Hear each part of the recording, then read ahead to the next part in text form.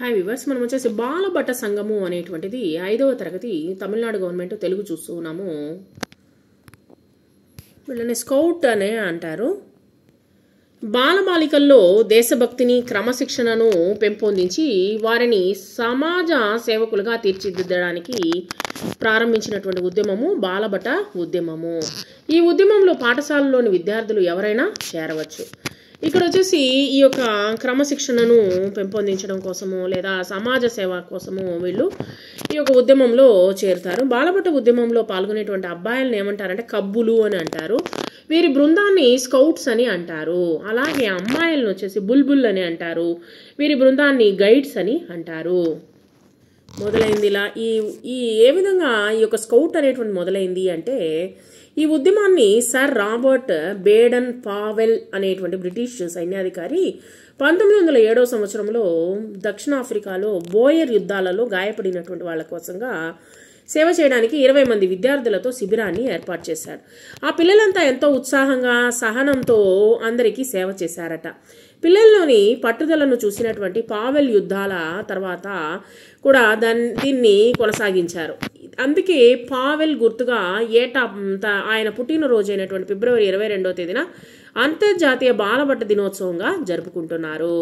సరే, ఈ బాలభటల యొక్క లక్ష్యాలు ఏమిటి అంటే, సమాజానికి సేవలను అందించడము, జాతీయ పతాకాన్ని స్కౌట్ పతాకాన్ని ఎగరవేయడము, సేవా సంస్థల గురించి తెలుసుకోవడము, వాటికి సహాయపడము, తర్వాత వచ్చేసి ప్రథమ చికిత్స చేయడము, ఈత కొట్టడము, వంతెనలు, రోడ్లు వేయడము, వ్యక్తిగత పరిశుభ్రత, నిర్ణయాలు తీసుకోవడము, గుడారాలు కట్టడము, శిబిరాలు నిర్వహించడము, ఇవన్నీ వాళ్ళు చేస్తారనమాట.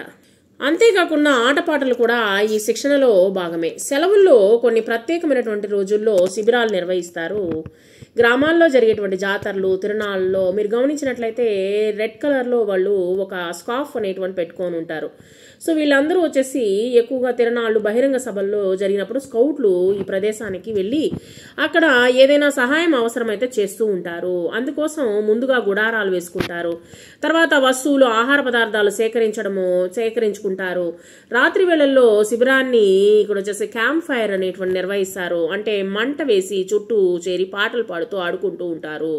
సరే, నియమాలేంటి? ఈ ఉద్యమంలో విద్యార్థులందరూ స్వచ్ఛందంగా చేరాలి.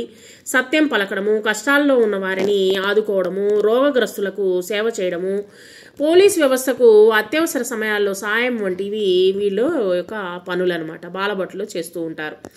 ఆయుధాలు లేకుండా వీరు కేవలము ఒక కర్రను మాత్రమే ధరిస్తారు. ఆయుధాలు అనేటువంటిది ఇవ్వరు వీళ్ళకి. ఎందుకంటే వీళ్ళు సేవని చేస్తూ ఉన్నారు కాబట్టి వీరికి సైనికుల వలె ప్రత్యేక దుస్తులు ఉంటాయి. సేమ్ అదే కలర్లు దుస్తులు ఉంటాయి, కానీ బూడిద రంగు చొక్కా, ముదురు నీలిరంగు నిక్కరు వేసుకుంటారు. స్కౌట్లకు ప్రత్యేక బ్యాడ్జీలు ఉంటాయి. స్కౌట్స్ బ్యాడ్జీని చొక్కా ఎడమ జేబుకి ధరిస్తారు. బూడిద రంగు బెల్ట్ కట్టుకుంటారు. ఈ ఉద్యమంలో చేరిన వారు దళాలుగా ఏర్పడతారు. ప్రతి దళానికి ఒక పతాకము, వాయిద్యాలు ఉంటాయి. సదా సమాజ సేవలో ఉంటారు.